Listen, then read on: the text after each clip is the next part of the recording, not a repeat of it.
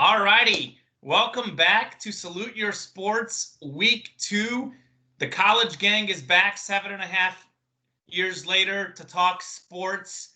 Kamenenchev with Drew Brackett and Tom Castleman. Guys, a lot of fun the first week and looking into diving into some more sports week 2. Absolutely. Yeah, it was a good time. Enjoyed catching up with you guys and look forward to doing this in the coming weeks and continuing our sports talk. Yeah, this is a once a week segment. So this is actually Tuesday at noon, a little after noon is our recording, and this will be going up Tuesdays. So we do have breaking news as of this recording. So as if within the last 2 hours. So if people watch this tomorrow night or Thursday night, it's no longer breaking news. But I make this weekly rundown, and this is a kind of a last minute we're gonna shove in there. So Tua is going to start for Miami. I don't really want to pronounce his last name because I'm going to mess it up. I think it's Tagovailoa. That's correct. Is it? Tagovailoa. So when I anchored sports highlights and I did his highlights, I always just said Tua. Same news, Albert O. I called him Albert O. So I don't want to pronounce those last names. It's just a disaster waiting to happen. So I'll let you guys pronounce his last name. But the all-time greatest Alabama quarterback, absolute star in college, won the national championship coming in as a freshman, was a Heisman favorite until down the stretch Kyler Murray won it. Tua didn't play the fourth quarter. We can argue what would have happened had Tua played all those fourth quarters. Injuries, though, were the story with him. As great as he was, he got hurt each of his last 2 years. He played through it at the end of the year, his sophomore year. Didn't win the national championship, losing to Clemson in the title game. Then last year, he was having a Heisman-like season, goes down early with an injury again, missed the last few games of the year. So the question was, when is he going to be back? His draft stock went down. He might have been the number 1 pick had he not gotten hurt. Dolphins got him at number 6, I think. And now they're 3-3. In contention for a division title. The Bills are 4-2. The Patriots are 2-3. Fitzpatrick, Fitzmagic as we call him, the Harvard man, the beard man, the electric personality, was actually doing a decent job so far at quarterback for them. Is it the right move to go with Tua now, this early in the season when there's no injury and there's no per se awful play by Fitzpatrick? Well, I think the thing that it tells me is that we haven't had preseason. So that means that Brian Flores, head coach in Miami, has to really, really like what he's seeing out of Tua in practice because, as you said, Fitzpatrick has been playing pretty well. He's been putting up pretty much baseline career numbers for himself. He's in line with what he has been for the entirety of his career. So it's probably a combination of like what you see in practice and also the time to win as a franchise is when your quarterback is on a rookie deal, because that's when you're not paying him a ton of cash and you can spread that money around to other positions. So I think they're looking at this as an opportunity of there are 7 teams that make the playoffs. At 3-3, we're in the thick of it. We're going to be 4-3 after facing the Jets for a second week in a row. I mean, you can't ask for an easier matchup to get into than the New York Jets. So it makes a lot of sense. 24-0. Yeah, no, it makes a lot of sense to start Tua, even if I'm not necessarily sure if he's like ready, because it's hard to go from NFL or from college to NFL, especially coming off of a hip injury and missed a lot of time last year. We'll see, but I think this is the best time to kind of inject him outside of coming off of a bye week.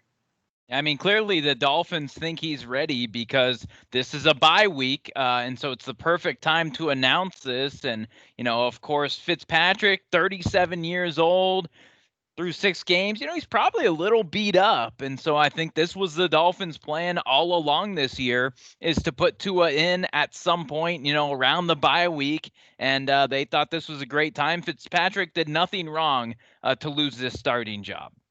This is absolutely the right move for the Dolphins. I know a lot of people are going to say, well, look, Patrick Mahomes sat for a year and he learned. That's the counter argument.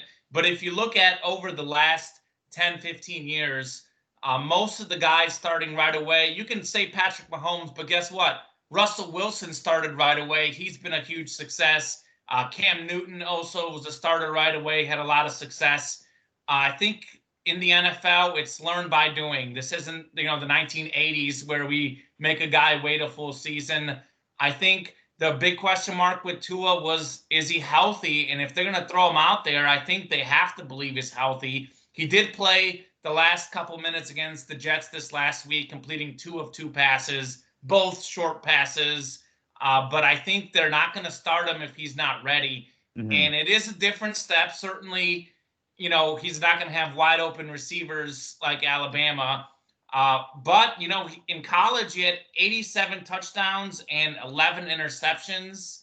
That's almost an 8-to-1 touchdown to turnover ratio. That's pretty good. And the thing about him that's special is he has a cannon arm. He has that NFL arm.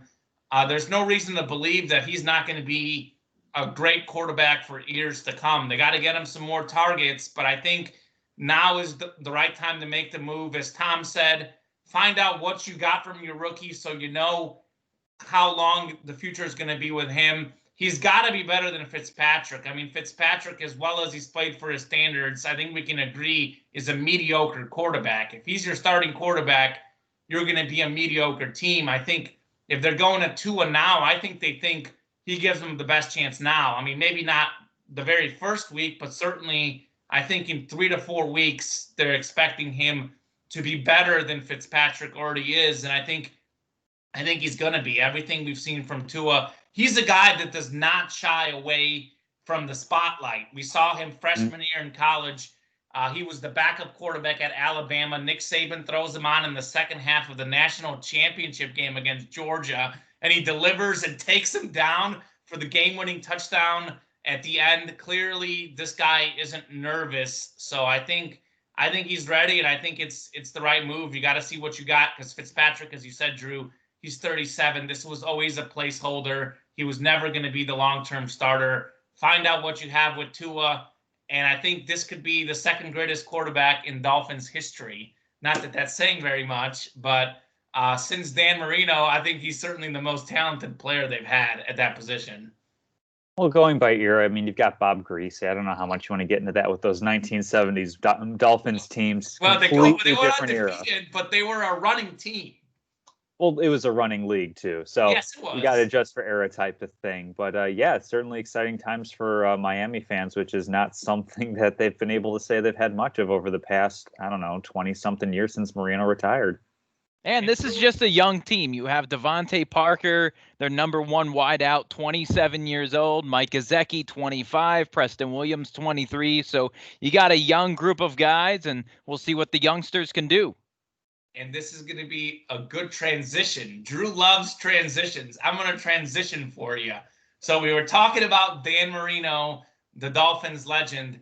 Patrick Mahomes just broke Dan Marino's record. Least starts to 90 touchdown passes.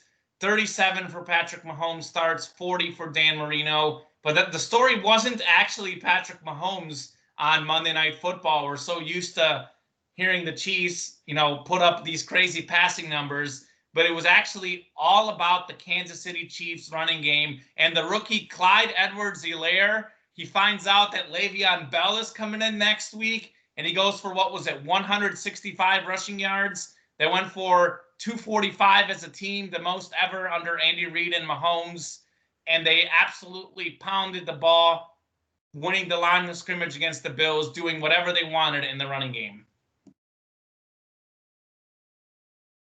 Yeah, it was a nice win for the Chiefs, a nice bounce back after that loss to the Raiders last week. And Mahomes really just completely outdueled Josh Allen, as Mahomes only had 5 incompletions during the game. And as you mentioned, the Chiefs ran like crazy, 245 rush yards. Nice win in the rain in Buffalo for them.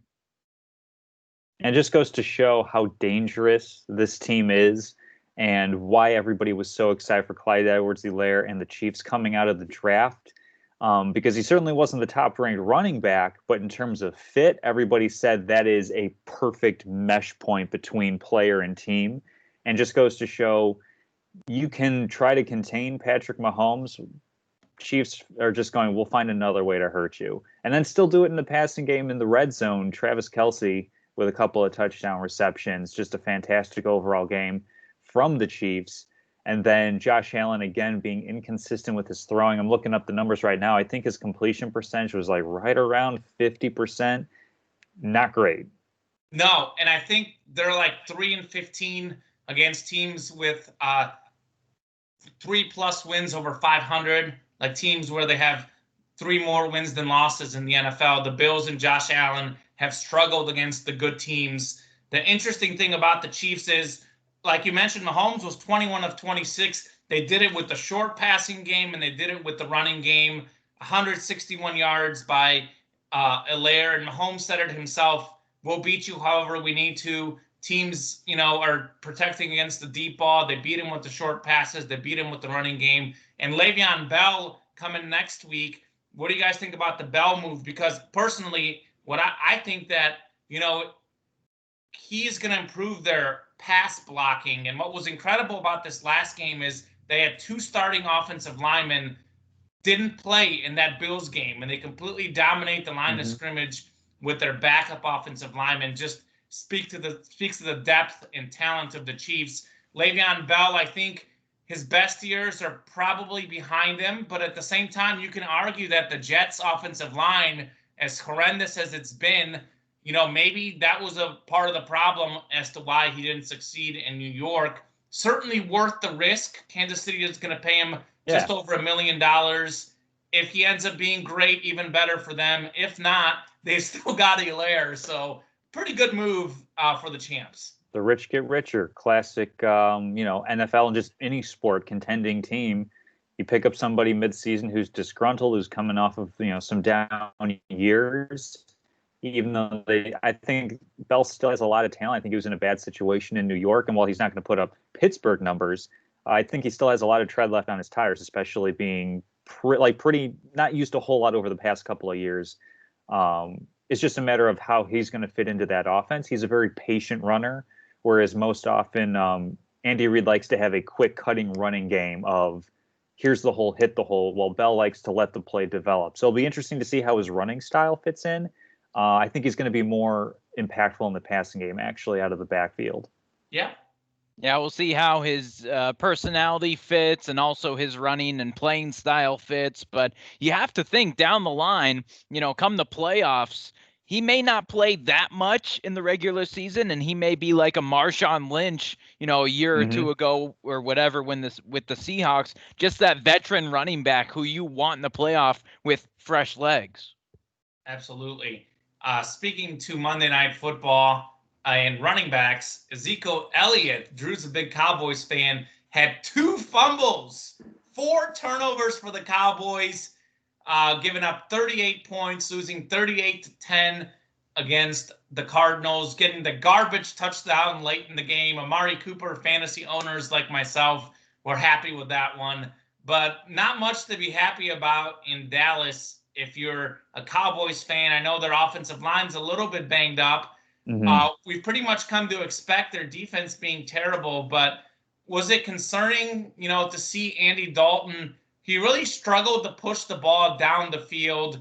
I know, Drew, you're a Cowboys fan.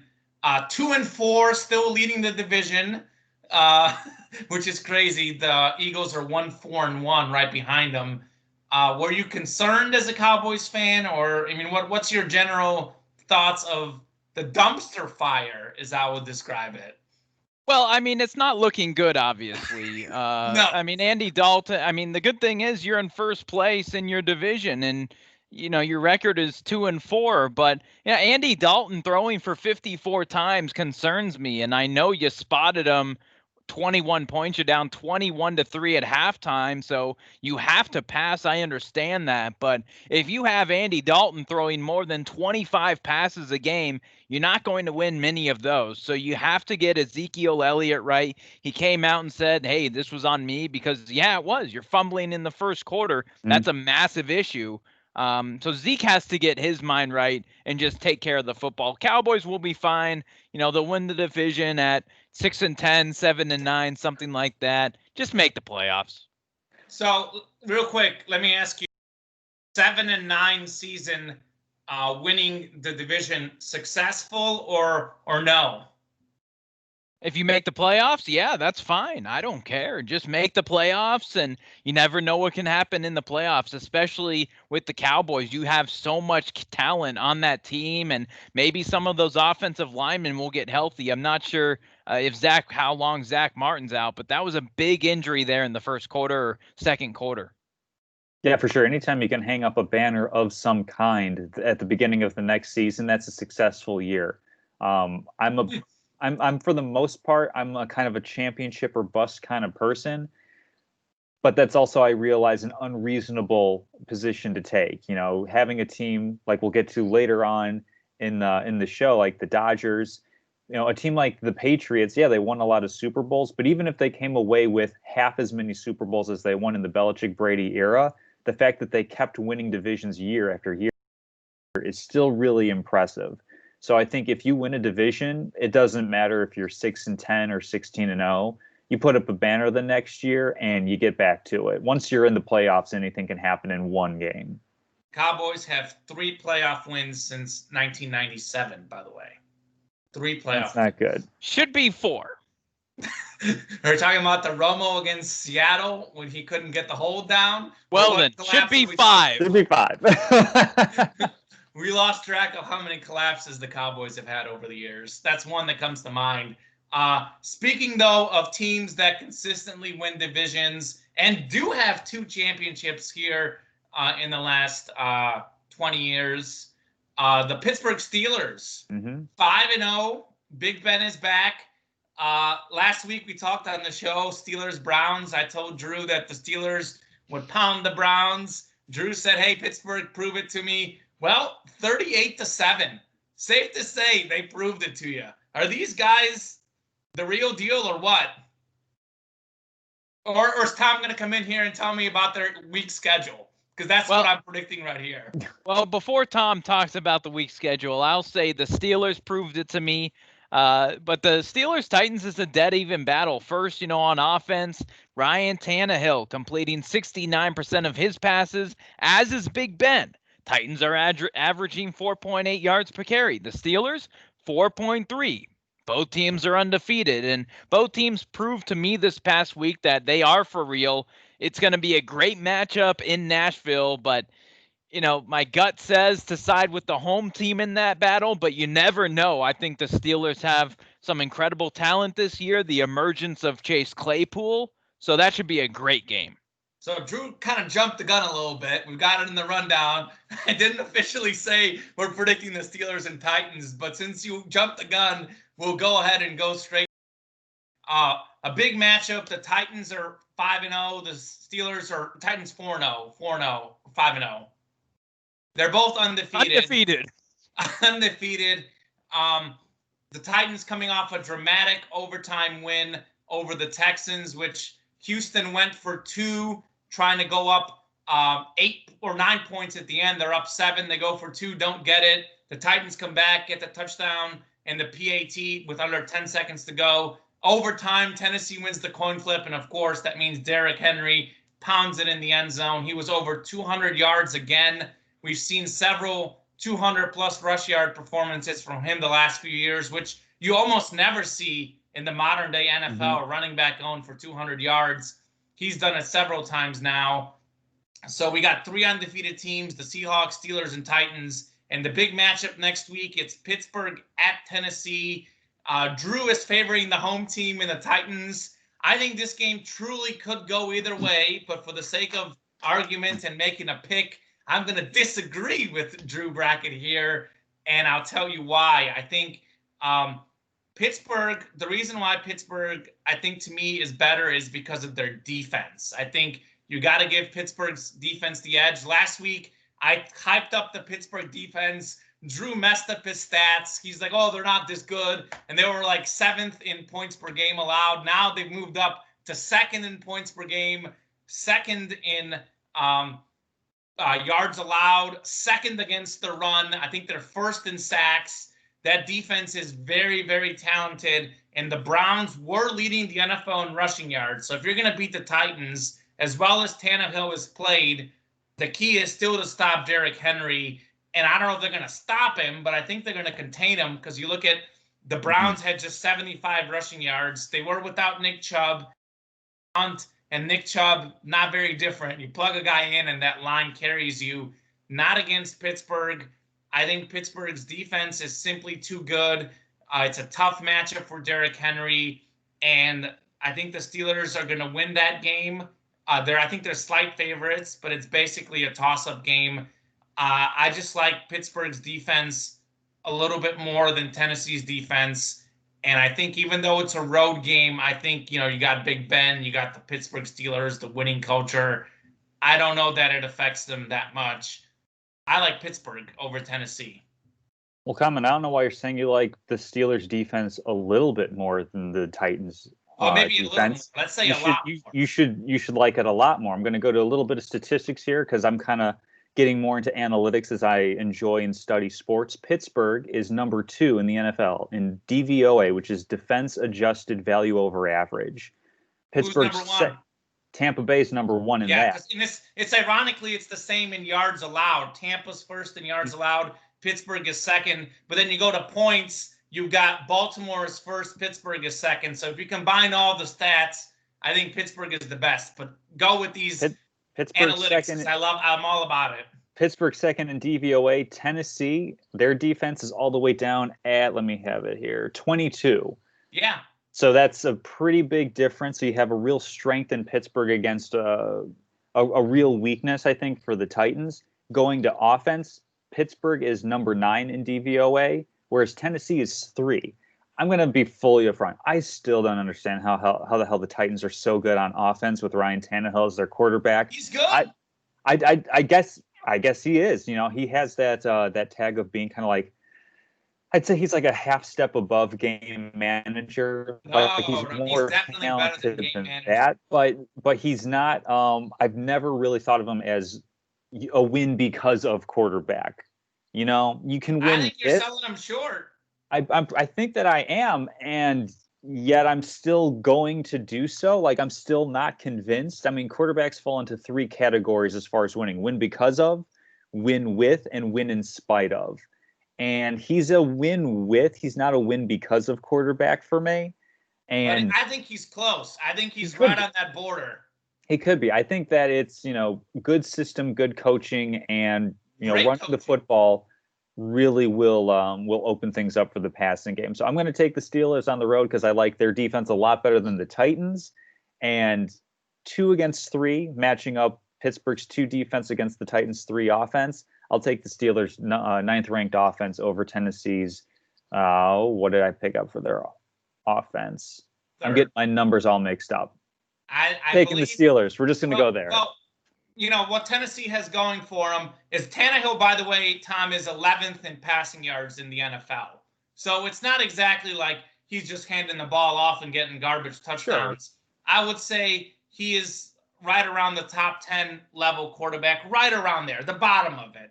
But I think what makes them so good is they've got the balance. But I think Pittsburgh has a much stronger defense. I think Pittsburgh wins that game. And I think we got Seattle, who's also undefeated. Who's going to be the last undefeated team? I mean, is it going to be Seattle? Is it going to be Pittsburgh? Is it going to be Tennessee? Well, looking at the schedule, the Steelers have a date with the Ravens on November 1st. That's a difficult game. If the Steelers win on Sunday in Nashville, you go to Baltimore. That's a tough back-to-back games of tough opponents. The Seahawks, they're at the Cardinals this Sunday. That's a difficult matchup. Then home against the 49ers. So I see the Seahawks losing in the next couple weeks. If they don't lose to the 49ers or the Cardinals, then they're in Buffalo. So good luck with that. The Titans, they're against Chicago on November 8th and then at the Ravens on the 22nd. So it may end up being the Titans as the last undefeated team out there. I think that, first off, I'd like to say that I think all of these teams are going to get a loss here within the next 3 to 4 weeks. You talked about the schedule. They all have very tough games. Obviously, unless we have a tie, but, Pittsburgh and Tennessee, one of them is already going to be knocked off the undefeated ground this next week. Obviously, Tom and I think Pittsburgh will remain 5-0, go to 6-0. Tennessee will go to 5-1. I think they all have a tough schedule. I think I'm going to have a little more about Steelers versus Ravens later on in the show. I'll tease that. But certainly coming off, a tough win against Tennessee, road game against Baltimore, that's going to be a tough one. I think it could go either way. For the sake of making a pick, I'll say Seattle is the last team left undefeated, but I don't think we're talking about a 16-0 season with any of these teams. No. I think Pittsburgh is the most complete team because they don't really have a weakness. They've got Roethlisberger back at quarterback, the great running game and great defense we've talked about. So I think Pittsburgh is the best team of those three.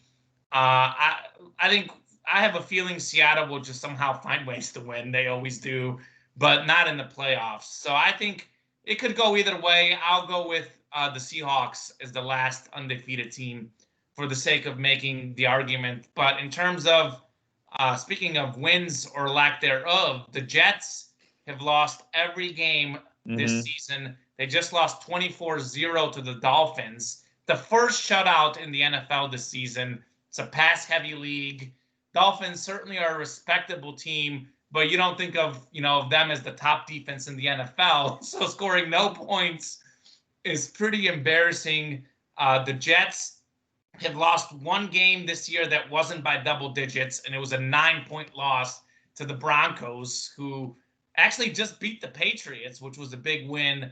But nonetheless, I think they've lost 31-13 to the Bills, 36-7 against the Colts, 30-10 against the Cardinals. I mean, they haven't been close. The problem isn't that they're just losing.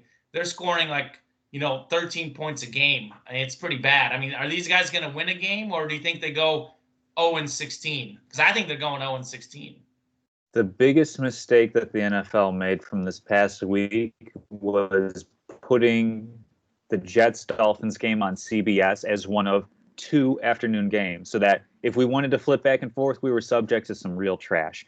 So the Bucs-Packers game wasn't very good either. That was a bit of a blowout too. Although it was a prime matchup, I'm good with the NFL putting it there. They just needed a much stronger opposite slot for that prime time game. It's hard to look at this Jets team and see them putting it together to beat another NFL team.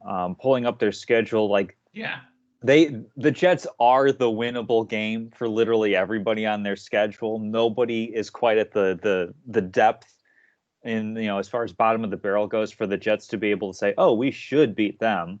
It's the NFL any given Sunday or Thursday or Monday or sometimes Tuesday. You can put it together and pick up a win. I just don't see how the Jets do that. Look at their schedule, Tom. They play the Bills, especially the with Chiefs. their coach. Yeah, the coach is a dumpster fire, but the Bills, the Chiefs, the Patriots, the Chargers, the Dolphins, the Raiders, the Seahawks, the Rams, the Browns, and the Patriots. That's who they play. All of those teams are going to be in playoff contention with the exception of probably the Chargers, but they're even pretty good for, they've blown a few games. So I think all of these teams are good teams. And we mentioned that 7th playoff spot. A team like the Patriots might be fighting for that final playoff spot. Or even the division. The Dolphins 3-3, the Rams, all of these teams are going to want to get every win they can get. I don't think anyone's going to be sleeping on the Jets. I think they do it. They pull off the 0-16 season off. Key tip for people in Survivor Leagues, pick whoever is playing against the Jets. Agreed. Drew, Yes. You're probably going to tell me they'll find a way to win a game, aren't you? No, the New York Jets are in shambles. Let's move on. All right, moving on. Speaking of a team not in shambles, the Chicago Bears, another close game. They're moving to 5-1. Tom and I, of course, have grown up as Bears fans. All of their games decided by 8 points or less. So basically, all of them have been a one-possession game. And the Bears have won 5 out of 6 in that scenario. The defense coming up big yet again, getting 2 stops late in the game, beating the Panthers 23-16. Meanwhile, the Packers, who we all touted as the big team to watch in the NFC, just get demolished against the Buccaneers and Tom Brady. And and all of a sudden the Bears are 5-1, leading the NFC North. The Packers are 4-1, and in second place. Do you give the Bears an actual chance to win the division, guys? Well, I really don't know how the Bears continue to win, but they do just keep winning. They're just doing enough to win, and that defense keeping them in games, and as I mentioned, just doing enough. Nick Foles, he's not legendary, but he's fine. And the Bears, he was legendary in one game, I can tell you that much. Oh, sure. But I don't know. The Bears just somehow find ways to win. They may make the playoffs being in second in that division, but you don't need to worry about the Packers. I don't think they were exposed, and you knew Tom Brady was not happy after that loss to the Bears. So we got an upset Brady and company versus the Packers, and they absolutely torched them. Packers are fine, though, but don't take the Texans lightly coming up on Sunday. Rodgers said that they needed a wake-up call. Tom, go ahead. What this game just kind of shows about the entire NFL is that every team has a flaw, every team has a weakness, and it is all about the matchup. We saw a rare, awful game from Aaron Rodgers. That's not something that you can count on. I know he's 36, but quarterbacks can play for a long time, and he has shown no signs of being quote-unquote done. So I think this is kind of a one-off for him. If anything, he'll come back more ticked off and leading the Packers next week.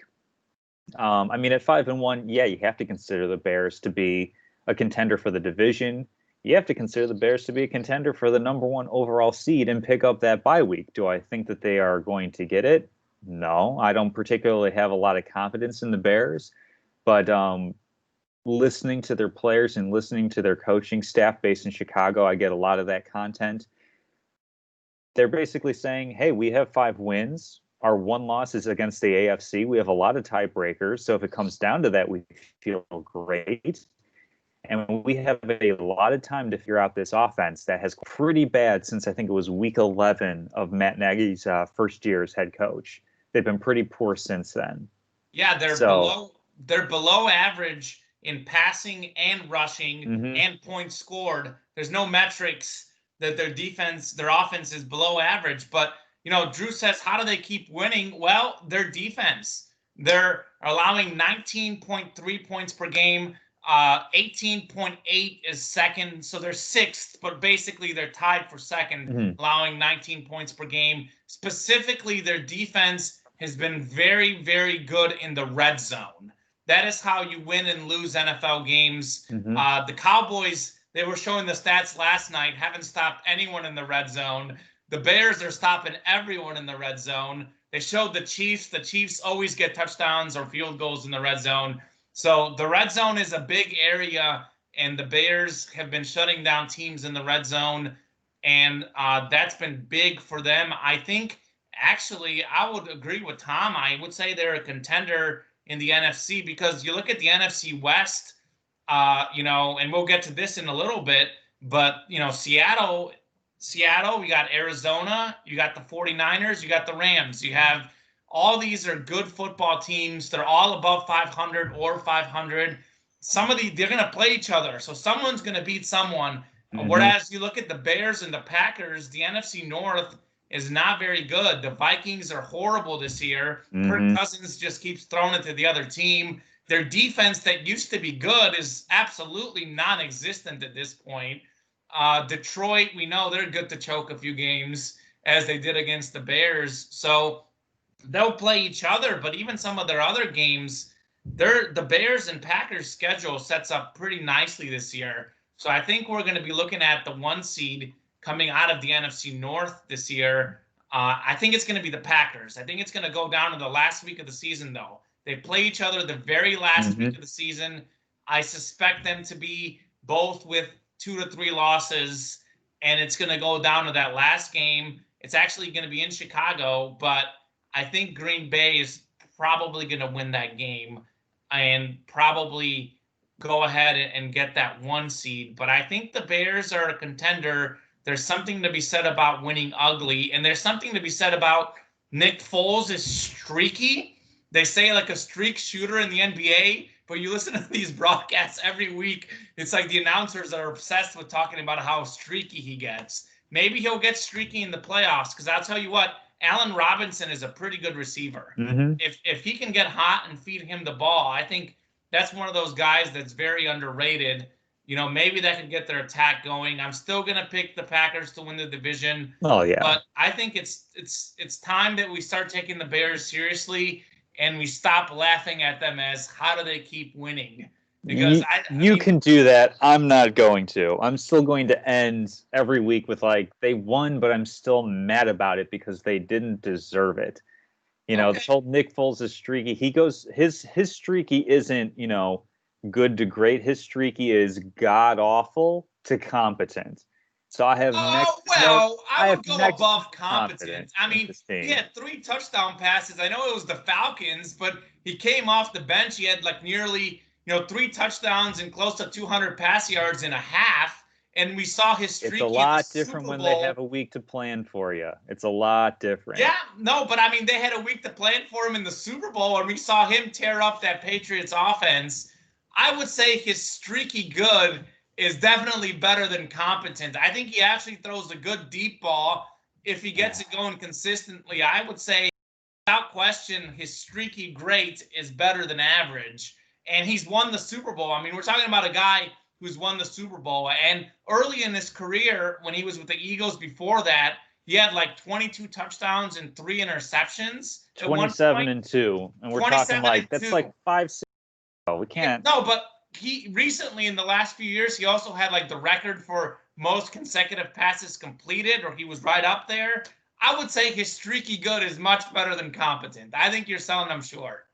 I'm good with taking that. You're selling Ryan Tannehill short, and you're selling Nick Foles short today. They've got you on their "you underrate me" list. Yeah, I'm comfortable with where I'm sitting. Okay, well, we were talking about that NFC West division. I just wanted to get your guys' take on what the best division in football is right now. I think it's certainly between the NFC West and AFC North at the moment. Kind of hard to argue with that. Yeah, I definitely think it's the probably the NFC West. Really, 3 of these 4 teams has a shot of winning at least one game in the playoffs.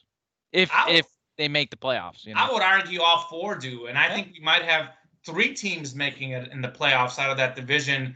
Possibly 2, at least 2, but possibly 3 with that extra 7 slot. I mean, you look at this division, you had the 49ers who were in last place in the division. They were in the Super Bowl last year. 2 years ago, the Rams were in the Super Bowl. And you look at the Seahawks have been in the Super Bowl many times in recent years. They've got that pedigree with Russell Wilson. They're 5-0. You got the Cardinals 4-2, the Rams 4-2, 49ers 3-3, but they looked much better last week, and they've had a lot of injuries. Yeah. A lot of injuries over there in San Francisco. I think at least one of those teams isn't going to go to the playoffs, but you talk about who comes out of that NFC East, the Cowboys or Eagles, whoever ends up being the 4th best team in that NFC West is better than the best team in the East. And we might have actually seen it 38-10. The Cardinals, might be the 4th best team in that division. And they just beat the Cowboys, the division leaders, 38-10 on the road. I would say the NFC West to me is better than the AFC North because I don't buy the Browns at 4-2. They've had a very easy schedule. And the 2 good teams they played, they lost 38-7 against the Steelers and 38-6 against the Ravens. So the Browns got to prove it within their own division. I think they're 4-2. They may sneak into the playoffs with an easy schedule, but I don't think the Browns are a legitimate contender. They've beaten some really poor teams this year. I would say the Steelers and Ravens, though, arguably are both better than the top 2 teams in the NFC West. But if we're talking up and down, I think everyone in that NFC North is a contender to me. And I think the top teams in the AFC are probably better than the top teams in the NFC. I think the NFC is going to be very wide open as it has been in years past.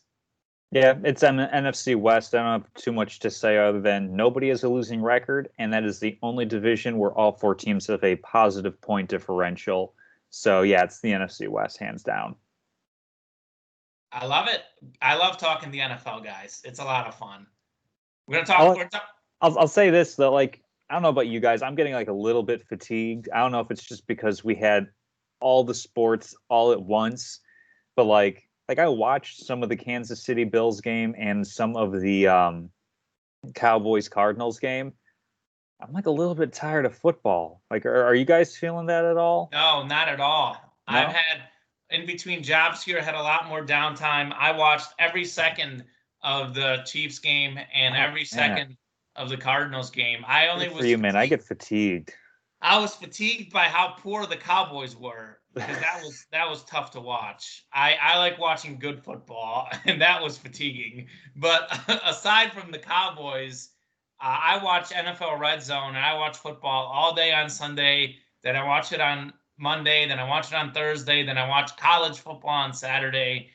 I would say I completely disagree, Tom. I'm not the least bit fatigued. It's only week No, 5. You've got a long way to go, my friend. no, it's just like you just listed off like most of the days of the week. There's football on, which is great, but like I don't know, I just get like tired of just like repetitive over and over and over and over.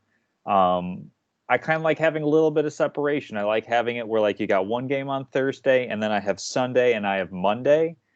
When you start getting into like multiple Monday games and stuff going on Tuesday, it's just like I mean I'll watch it, but it's you get the law of diminishing return at a certain point. You know, each donut is not going to be as good as the last one you just ate, type of thing. I disagree. Give me more football. We've actually lucked into seeing Patrick Mahomes twice on Monday nights when he wasn't Mm-hmm. supposed to be on Monday night. Granted, one of those was Thursday night, but still, I actually like the Chiefs have kind of had that designated Monday night game where against the Patriots and the Bills, you filled it in at the last moment and you give me extra Patrick Mahomes. I will take it any day of the week. I'll take Mahomes and Kyler Murray back to back, two of the most exciting players in the NFL, slinging the ball all around the field, albeit Mahomes wasn't slinging it as much this last game, but nonetheless, I'm all for it. I would like Wednesday night football. In fact, Tom, bring it on Wednesday, Oh bring it my on Friday. gosh, They these put it guys need a on. break. I will watch any team but the Jets. They need days off. We can't be running them into the ground like this. No, that's fair. Well, I'm just saying if it's on, I'll watch it. I'll hold comment until the end of the show for my statement of the week. Wonderful. I am super excited. Well, speaking to a lot of college, a lot of football, we got college football, and we've got the Sun Belt's back. The MAC is just around the corner. Tuesday night MACtion. I'm gonna watch that. So we got football basically almost every day of the week. We mix in the college game, and the big story in the college game this weekend is that the Big Ten and Ohio State are making their return. Are you guys excited for the Big Ten back? How much does it mean? I mean, it was kind of a crazy process. The Big Ten said we weren't going to play. Then they went backtracked and said, oh, we're going to play after watching the SEC and everything. And Big Ten football, Ohio State is back this week. Michigan's back. Penn State's back. What do you guys think about it? Or is it a big deal or not as big of a deal? Well, for me, it's more football. You have to be excited with the Big Ten coming back Friday night, Camp Randall Stadium, Wisconsin and Illinois. That should be an interesting matchup. We'll see It's going to be a dominant if your boy Wisconsin. Lovie Smith has anything left there in Illinois. But I think the Badgers, they have potential Illinois, this year. By the way. How did they get Lovie Smith? What a great hire for Illinois. Talk about going down. If you ask an Illinois fan, that's probably a terrible hire. Well, Illinois is never good at football. They had one year with Richard Mendenhall where they made the Rose Bowl like 50 million years ago. Other than that one outlier, Juice Williams was their quarterback, bringing back some old times there. But other than that, they're never good. Well, we'll see what Lovie can do. You never know. Well, they'll lose, but I'm excited for the Big Ten. I disagree with Tom because here's the thing, Tom. I'm all about having more football. You can choose not to watch it. It's not like there's Monday Night Football. You're not forced to sit in your chair from 4 o'clock to 10:30 like I did. No one's forcing you to do it. No, But, I know. I'm just saying, like, I was a little bit. It wasn't like a statement of like, I'm fatigued and therefore I'm right. It was more just a statement of like, it's great that we've had all of these sports, but it's just like, it's a little bit of like a sensory overload type of thing. At least that's what I'm experiencing. That's fair. To each their own. I completely disagree with you, by the way. But the Big Ten is back, and I think it's a big deal. I think you look at a lot of people in the Midwest. Me growing up in the Chicago area. Now I've covered the SEC professionally. The Big 12 being a Mizzou grad, as the three of us are. But I grew up on Big Ten. It actually took me a little while to get into SEC football. Drew can tell you that. I used to bash the SEC because I'm a points guy. I used to love the Big 12. And I was like, and Big Ten was my favorite, though. That's what I grew up on, even though the Big Ten does play defense, too. But I think a lot of people in the Midwest, the big cities of Chicago and all this other area, they love Big Ten football. And I think it is a big deal for college football because right now, with how down the Big 12 is and how down the Pac-12 is, I mean, you look at Texas and Oklahoma aren't who they used to be. USC isn't who they used to be. You have Clemson out of the ACC, but that's just about the whole conference. So right now, the Big Ten is without question the second best conference in football. They actually have 5 teams ranked in the top 25, which is actually one more than the SEC. Whatever that means. We haven't seen anyone play yet and they're ranked. But I think it's pretty cool. I think people are excited to have the Big Ten back. And one thing I will say just about the return of college football, that some of the athletes have went out there and spoken about it. I mean, obviously football is a dangerous game, but if you throw some of these kids in these environments where they're not getting tested as much, like if they went home, they're gonna, that's dangerous to them too. So I don't know that I don't know. I don't want to get into like, is it safe to play? Is it safe not to play? Right. But I'm excited. I'm excited to have it back. And I think a lot of people are. Certainly Ohio State fans, I bet are pretty pumped. For sure. No, like you say, like, is excited to have Big Ten football back. Like it's all with the major massive caveat that I have of like, really, like none of this should be back, really. Like as a society and as a country, like we haven't really earned sports back with behavior. It's more that we want them, and so we'll just throw ungodly sums of money at a problem to just kind of paper over it. So while I do enjoy watching all these sports, it does come with like that little bit of like ethical guilt of like, they're doing a lot of testing on these athletes to make sure they can entertain us when there's a lot of other people that need them for, life or death situations. So I put that out there before I say, like, yes, of course, it's always great to have all the major conferences playing. And it's a delicate situation. And much like I said last time with the NFL, where it's like you had how many months and the week before the season you didn't have protocols, it was the same bloody thing with a lot of these conferences. I think they did a pretty all right job with moving to conference-only schedules, which is another exciting thing that we'll be getting into later. They said they're doing it from like a travel or a safety perspective. That's good because then all the teams in that conference have to follow the same rules. Now, whether or not they actually do, that's a completely different conversation to have that I don't think we'll get into too much. But definitely excited for it and excited for the storylines and the rivalries that we're going to see develop in this Big Ten conference play, much like we're seeing with the SEC and ACC already. So where is Big Ten definite number 2? Are they pushing the SEC? I mean, what's the gap between the Big Ten and SEC? Is it major? Is it minor? What do you guys think? It depends on how you look at it. In my book, if you're looking at the parity of the leagues, I think Big Ten is better. Also, full up front, that could be a bias because, I grew up in the Midwest and so got a lot more Big Ten exposure than I got SEC exposure growing up. So it could just be my bias saying like there's more parity in the Big Ten. I think it's your bias. Probably, if you go to the bowl records, Yeah. And since the college football era, playoff era, in bowl games, SEC is 45-30, Big Ten is 32-30. So in terms of the quality of winning those games, Big Ten is a step below the SEC.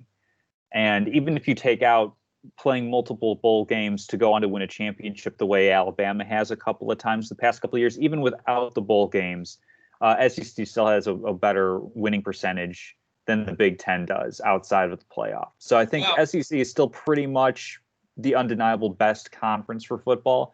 Big Ten's behind by a decent margin, but I still think they're second best. Yeah, I think they're pretty far behind. You look at 10 of the last 14 national titles have come from the SEC.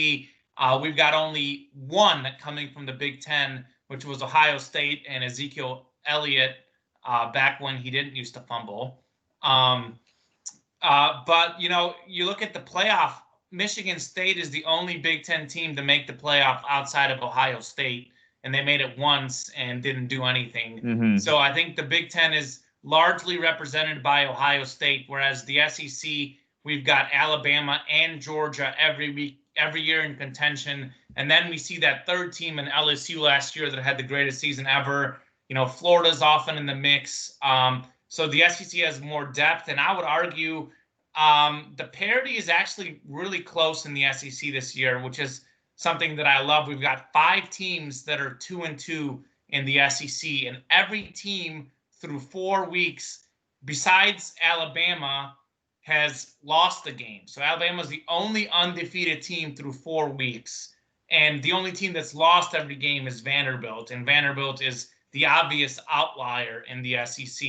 But we've got a team like Arkansas who hadn't won a conference game in years, literally, and they're 2-2 this year. That speaks to the strength of the conference. I think there's a lot of parity in the SEC, and you never know what you're going to see in the SEC. I think it's definitely the best conference. I think the Big Ten is a ways behind. Mm-hmm. Yeah, I think the SEC probably has a little bit more firepower, but, you know, both conferences are very good. So they both have quality teams and quality programs. Well, what do you guys think about these conference-only schedules? I think, like Tom mentioned, for this year, it's something that is good in terms of, you know, the travel, the testing protocols, and the agreement among leagues.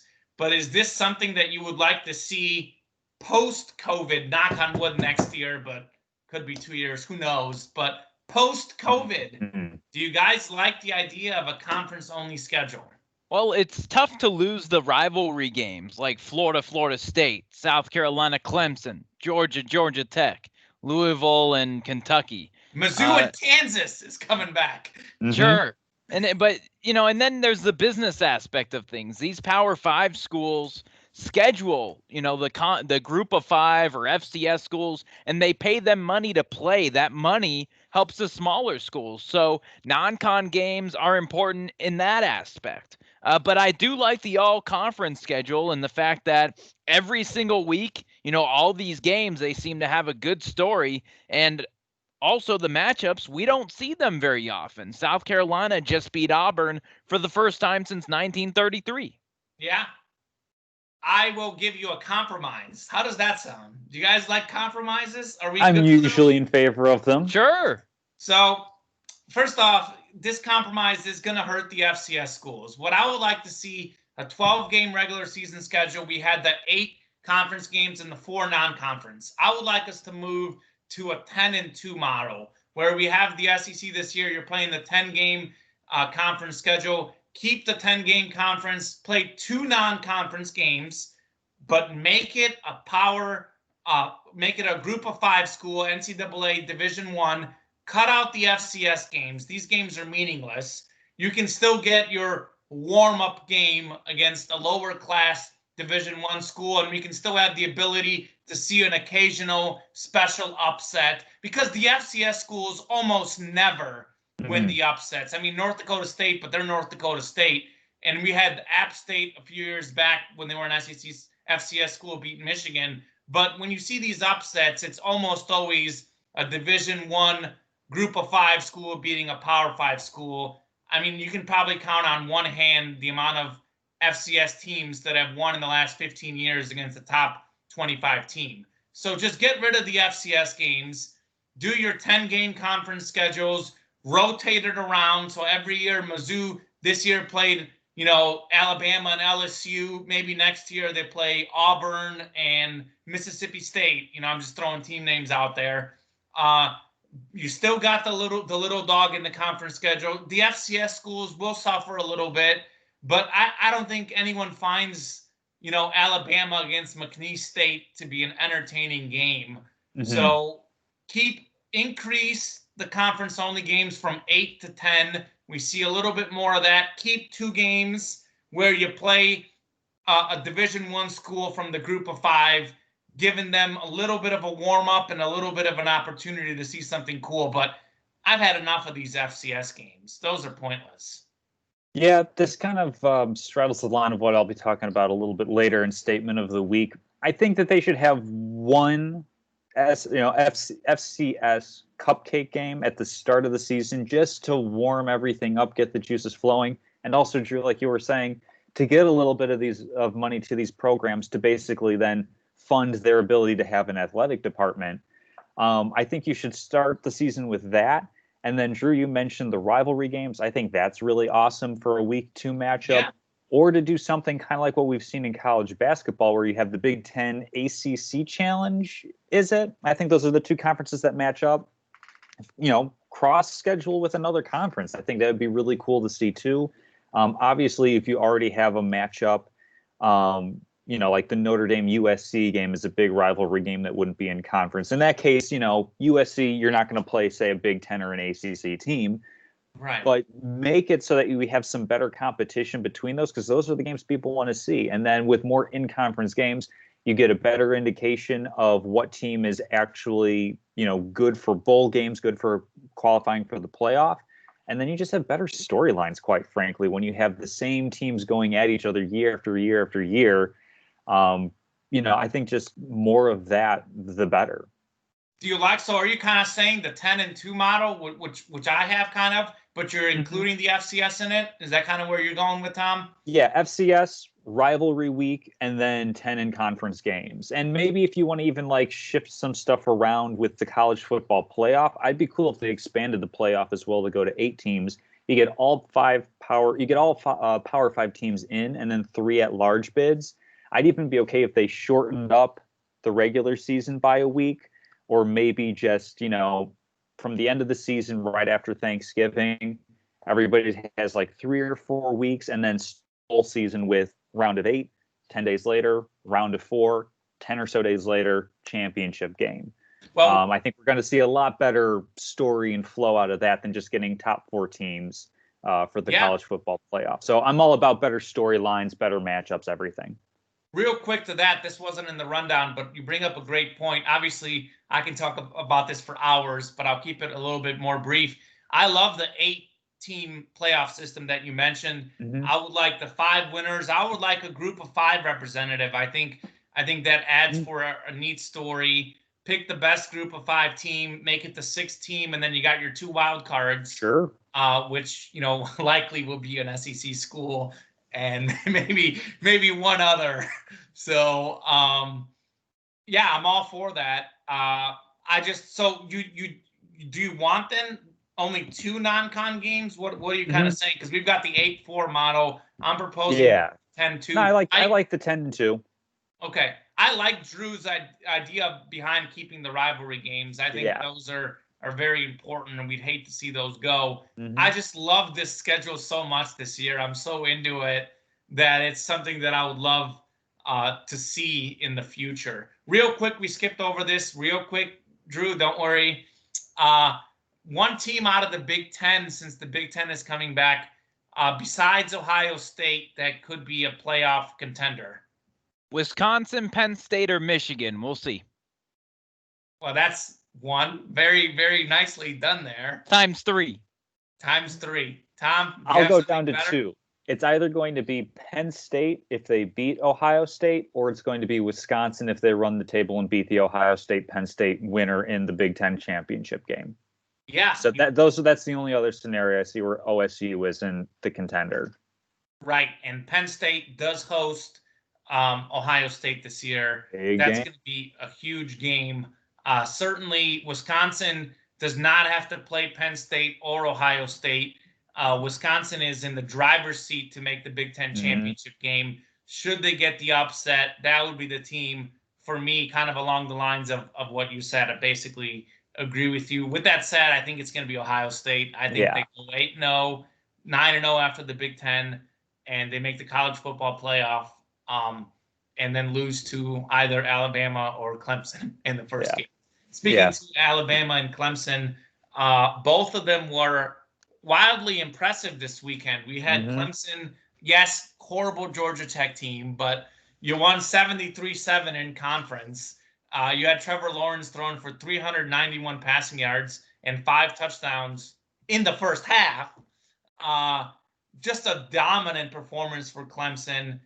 Meanwhile, you had Alabama beating Georgia by double digits, completely dominating the second half. Tail of two halves.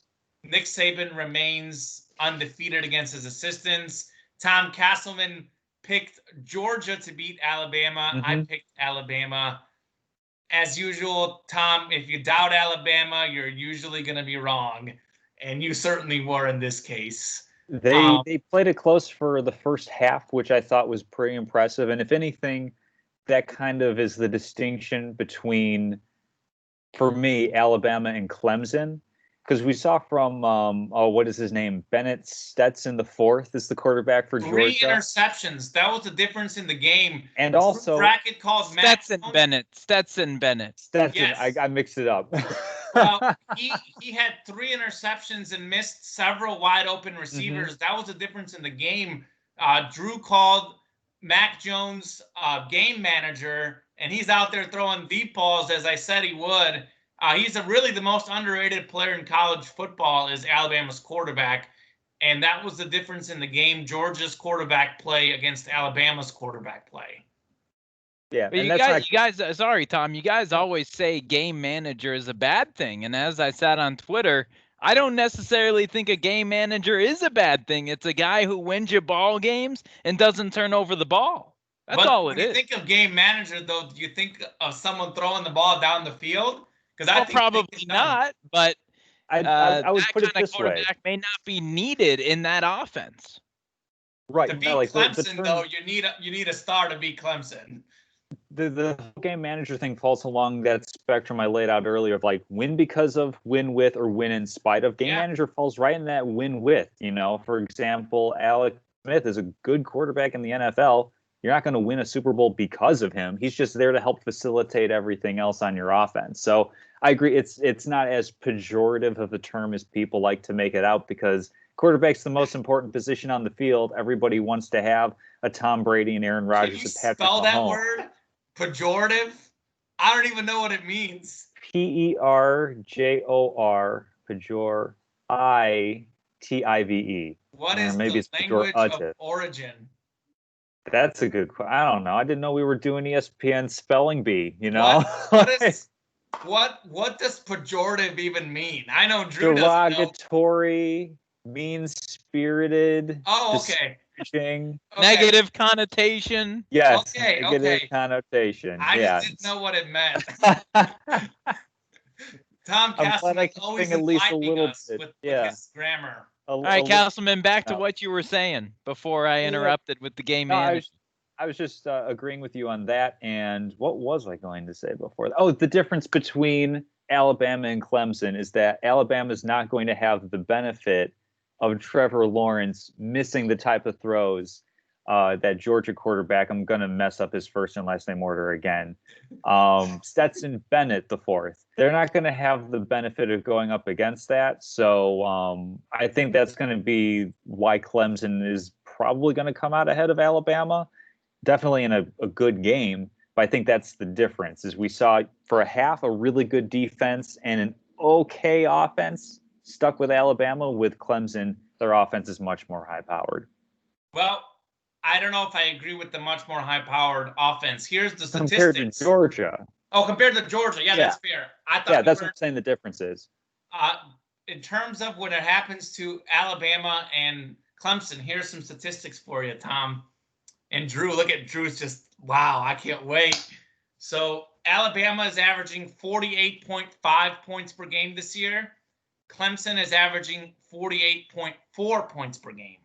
Mm-hmm. So second and third in the nation, respectively.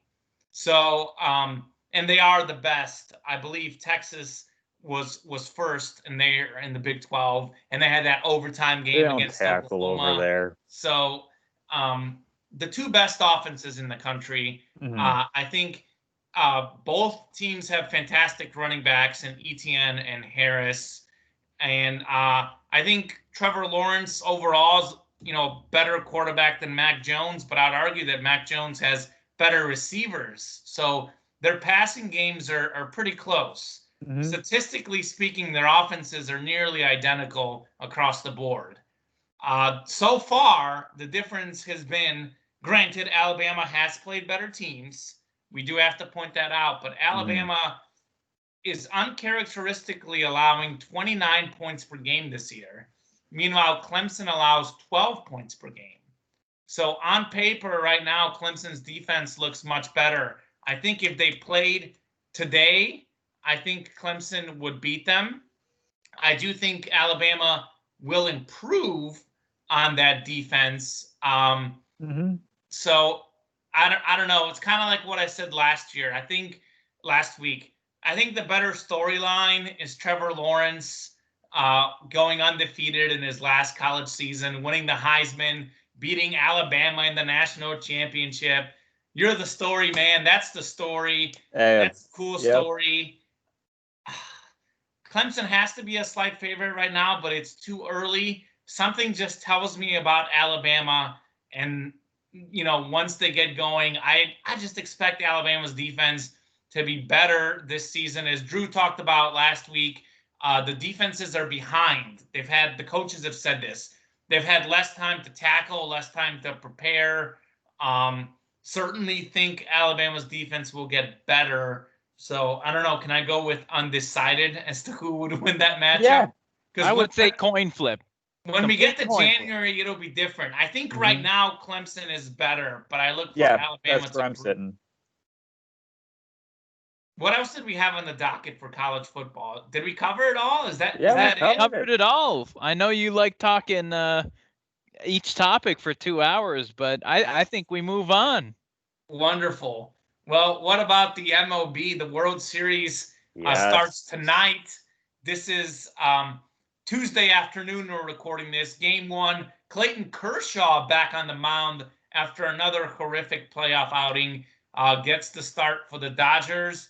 The Dodgers and the Rays had the two best regular season records in the 60-game season. Both went to 7 games. A little bit different situations. The Rays nearly blew the lead. The Dodgers came back from behind 3-1 to beat the Braves. Who wins the World Series and why?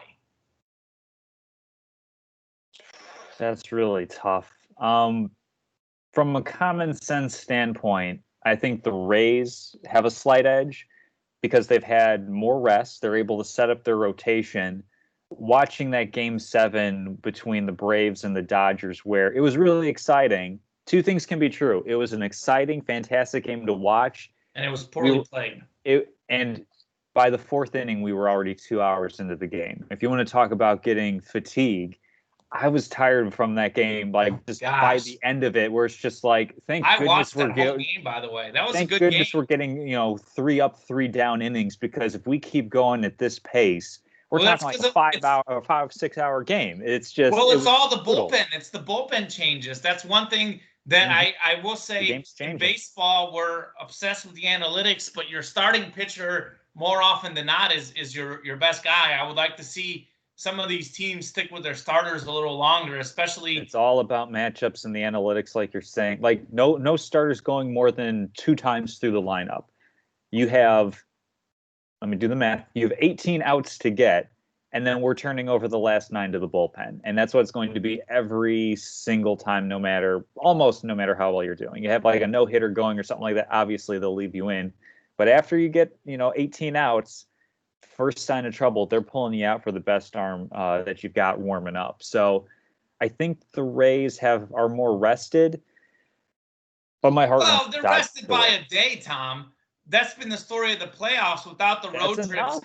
They played 7 straight games. I don't know that either team is per se rested. They played on Saturday, and the Dodgers played on Sunday. I mean, if you could argue, obviously we can get into Clayton Kershaw and how he does in the playoffs, but in theory, Clayton Kershaw is the Dodgers ace, and they have him going game 1. So I don't know. I don't know if I'd say their rotation isn't set up well. I think it's more of the bullpen. I think having 2 days off for the Rays bullpen is more of an impact than the Dodgers only having 1 day off when they had to run a lot of guys out there for a lot of bullpen makeshift, put something together games, with Kershaw being a late scratch for a game. And then, he pitched later, but that just threw everything out of whack. Like, good on the Dodgers for making it, but 2 comments on the bullpens. One thing, Kenley Jansen for the Dodgers has been Mr. Reliable over the years. We saw him struggle a little bit this year. He seems back on track. He pitched great his last 2 outings. Certainly an encouraging sign for the Dodgers. Meanwhile, over in the Rays bullpen, I'll give you a name, Peter Fairbanks. Do you know where he went to college? Mizzou. Correct. Yes. Former Mizzou Tiger pitcher. He throws about 100 miles per hour, and he throws this 91-mile-per-hour curveball. Are you kidding me? Yeah, he's got some filthy pitches. Well, the Astros certainly didn't hit him, that's for sure. So, I don't know if you guys are following on Twitter, Pitching Ninja, Rob Friedman. He does a great job of showing overlay pitches so that you see, 2 or 3 pitches from like one angle and you see where they split apart. It's incredible for watching baseball now because you see how difficult it is to be a hitter in the major leagues. Yeah. Well, I'll give you my prediction and my breakdown, Tom. So you're going with the Rays, just for the record. So I like the Rays a bit better. I'm going with the Dodgers. You're going with the Dodgers. I want the Dodgers to win because I want teams that are good to spend money on their players and spend money to win.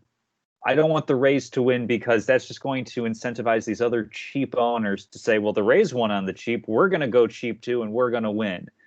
I want the Dodgers to win to show like, hey, you want to win, you put in the resources and you pay the players. So I'm going with the Dodgers in this one. Other people might argue the opposite, that they love seeing a team that doesn't spend the money and spends it wisely. A fun stat to that, Mookie Betts, the Dodgers star, former MVP back in his Red Sox years, and Clayton Kershaw, the multi-time Cy Young winner, the 2 of them make more than the entire Tampa Bay Rays. That's a shame. It's a travesty and it shouldn't happen. That's fair. I think there's something neat to be said about the underdog with less money. Obviously, Tampa Bay's had a great season, but they have less wins. They've never won the World Series. The Dodgers are arguably the second most successful brand name behind the Yankees. Cardinals certainly in that mix as well. I don't know. I mean, I don't know who I want to win. I wasn't really prepared to talk about that. I'm okay with either one because I think the Dodgers are in their 3rd World Series in 4 years. They've won 8 straight division titles. They've been in the NLCS every year. I think certainly they deserve it. I think, I'd love to see Clayton Kershaw finally deliver in the playoffs in the World Series. That'd be a cool story. But for the sake of making a pick, I'm going to go with the Dodgers. I think this team is just way too good. I think they had the best ERA in baseball this year and had the most runs scored in baseball this year. Those are just so impossible to argue against. I mean, it's something you so rarely see. They're just such a complete team. And if you've been watching these games, their defense in the playoffs has been fantastic. Actually, probably the 2 best defensive teams in the playoffs in terms of robbing plays. Mookie Betts made about 3 incredible catches in that NLCS. So I think their defense is also underrated. This is just flat out the best team in baseball.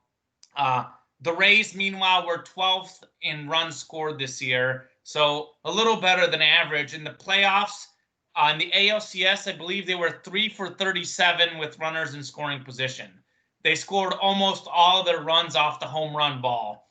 I don't see them getting quite as many home runs against this great Dodgers pitching staff, and their lineup simply is not as good. The Rays have a great staff too. They were third in ERA, so pitching is pretty close. One thing that I have seen out there is Kevin Cash, the Rays manager.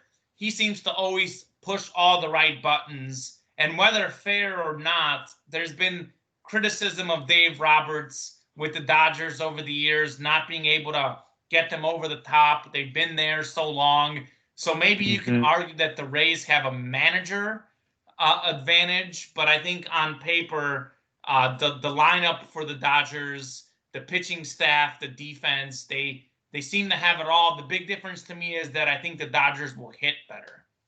Yeah, I mean, you look at Mookie Betts, Corey Seager, and Cody Bellinger, 3 guys that have incredible talent.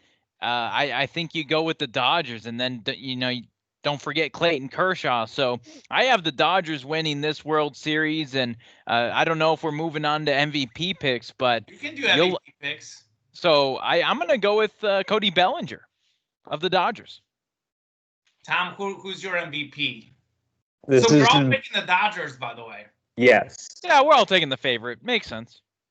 So I don't have any statistics to back this up. I'm not picking who I think will win MVP. I'm picking who I want to have win MVP. I'm a big story guy. So nothing would be more romantic than Clayton Kershaw overcoming his perceived playoff struggles, which, I mean, I'm not going to flat out say that that's an undeserved criticism, but I think you can also look at the number of times where Kershaw's extended an extra inning or so because you don't quite trust the bullpen outside of Kenley Jansen. Well, his ERA after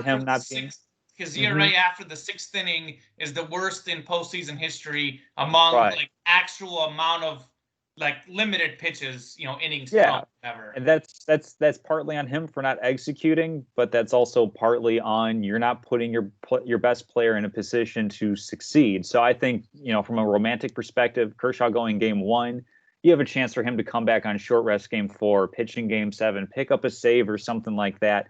I'm going to go for story on this one, whether there's stats to back me up or not, and say Clayton Kershaw, Dodgers MVP. I'm going to go with Mookie Betts. I think you look at Corey Seager was certainly their best player, winning the NLCS MVP. He had 5 home runs. I think he's going to cool off a little bit. Mookie has been great with the glove. He's hit for average. He has not hit for power in the postseason yet. I look for him to break out of that home run hitting slump here. Mookie Betts will hit 2 to 3 home runs in the World Series. He won the World Series with the Red Sox, and I think he's going to be a big difference maker. We talk about the Dodgers. We talked about Kershaw, Jansen, Turner, Bellinger, Seager. All these guys have been there. I think Mookie Betts is going to be the one that puts them over the top here. And I think he's going to win MVP. Is this going to be a close series, or is this going to be a dominant win for the Dodgers as I plug in my computer to charge? Yeah, I mean, baseball wants it to go 7 games, so it'll probably go 6 or 7. I've got the Dodgers in 7. I'd say like Dodgers in 6 or 7. The teams are really close on pitching, and lineup can break out and hit. We saw the Dodgers have 11 runs in the first inning of Game 3 against the Braves. We also saw them have stretches where they simply didn't put up those runs. So I think there's going to be enough of up and down, peaks and valleys in the offense to have this one go multiple games. Okay, so we're all going with the Dodgers. We got Kershaw for Tom as MVP. We got Mookie Betts for me, and Drew had Cody Bellinger for the Dodgers. Mm-hmm. All right. Wow, that was a little short there, Drew. Are you going to watch the World Series, Drew? Because I'll be tuned in. Are you planning on watching, or is it a little too late? They're going to be 8 o'clock starts. So, yeah, 8:08. They moved it up. 8:08. No, they moved it up. No, it's 7 o'clock for us, but it's 8 o'clock for him. Yeah, 8:08 Eastern time, first pitches. It's difficult. I'll probably watch the first 5 innings. 3, probably 3 or 4, and then retire for the evening. What's your bedtime? The highlights. 9 o'clock? Between 9 and 10. Mine is like 2 a.m. Goodness. I've been going to bed around midnight lately, though. So I mean, last night I went to bed after the second Ezekiel Elliott fumble. you had enough. I had enough, and I was tired. Yeah. Well, I'll be honest. I will say, Tom, I watched the third or fourth quarter of that Cardinals-Cowboys game. I wouldn't say I had fatigue, but I certainly wasn't as into the game as I was in the first quarter. Yeah, it's the law of diminishing return. Every time you have an additional thing of something, it's not as good as it was before. So that's where I'm at with football in particular, and just kind of like sports in general, because we go NBA bubble, NHL, which I watched a little of. Once the Blackhawks were out, I stopped caring about the NHL. But then baseball was on, every single night, and the White Sox were good, so I was into that. And then football came back, and at first it was like fire hose, giving me everything.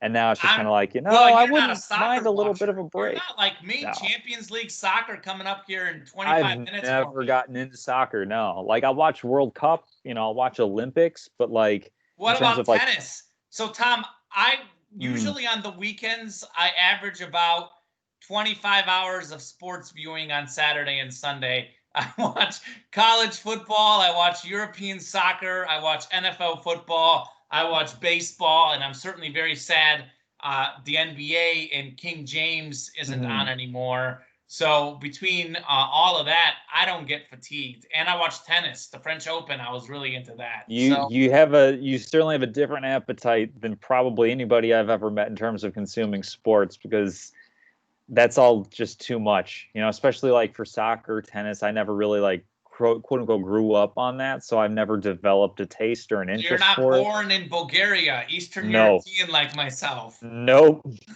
Well, Common, if you pay attention to Drew's lock of the week, you may watch some more sports. You may expand your sports horizons throughout this week. I'll let you transition, Drew. Why don't you go ahead and transition? Wow. So first off, let's talk a little bit about what the segment is going to be all about, Drew. This is going to be a new staple segment.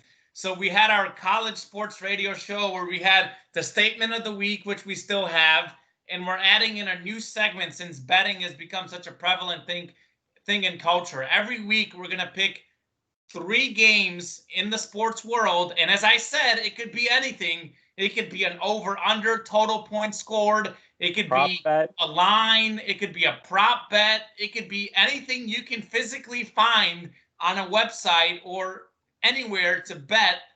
We will give it. So the point is to be 3 games we feel really confident about each week that we're going to tell you to go ahead and bet it. If what we think, you can decide whether you're going to trust us, and we're going to keep you updated with our records. This is going to become a competition. So this is going to be the first week of this. I expect to go 3-0. I think you guys are both going to go 2-1 is my prediction. So, Drew, is that your first lock for the week? Just want to clarify. No. There's no such thing as a sure thing, at least when picking other people's things. But my predictions are definitely a sure thing. All right, well, Drew, you have been gleefully awaiting your opportunity to share these off-the-wall picks. What have you got in store for us? So for Drew's lock of the week, we'll start with the former Mizzou QB. Wow, he picked up on it. Well, took me a while. Well, we'll start with men's tennis on the ATP Tour. Oh, goody. You ready for this? Yes. Ugo Humbert versus Pablo Carreno Busta at the European Open in Belgium. Wednesday is the day they are scheduled to play. PCB, just a slight minus 151 favorite, so not too much juice there. I got Busta. He's the number 2 seed in this tournament. PCB, 15th ranked in the world. Humbert, 38th in the world. The Frenchman, PCB, coming off a quarterfinal appearance in the French Open. He lost to Novak Djokovic. He also made the semifinals in the U.S. Open earlier this year. I think he keeps up that play. He should win on Wednesday on the hard court against Mr. Humbert. Oh, I actually agree with you. Oh. Well, sure. It's my lock of the week. Oh, Well, you got two more. Oh, sorry. Moving on. NASCAR Cup Series, the Auto Trader Echo Park Automotive 500 at Texas Motor Speedway. Kevin Harvick has won this race 3 years in a row. This past weekend at Kansas Motor Speedway, Joey Logano held off Kevin Harvick for the victory there. But I see value for this Sunday's race at Texas Motor Speedway on Denny Hamlin. He led 58 laps on Sunday at Kansas. That was second in laps led behind Kevin Harvick. He's a plus 450. That's a 9-2 odds to win the race on Sunday in Fort Worth. Sprinkle some money on the number 11 car for the race at Texas Motor Speedway on Sunday. Well, let me ask you this though, Drew. So I understand it's a value bet. So this is a discussion maybe we should have had before. Oh. But I mean, so if he doesn't win, am I gonna dock you a loss? Because you're really going. Well, like, sure. Like, so this is more of a value bet. It's not really a lock. I mean, you can't lock one car in against the field. It is a value bet, but what happens if I hit that plus 450 odds? So you'll get the tiebreaker for the week. How does that sound? Sure. If we all go like 2-1 or 1-2. Well, my next pick should be a lock. So, okay. The presidential debate coming up on Thursday. What color will Joe Biden's tie be? I'm going to go with blue, light blue, navy blue. That's minus 150. Give me that as my final lock of the week. Wow. You really took this segment to heart, Drew, going with anything. I got to agree with the blue pick for Joe Biden. There's no other color he's going to go with. I think Trump is going red. He's not going to go pink. Going blue. What? Not going to go pink? No pink. He's going traditional Democratic blue. Okay.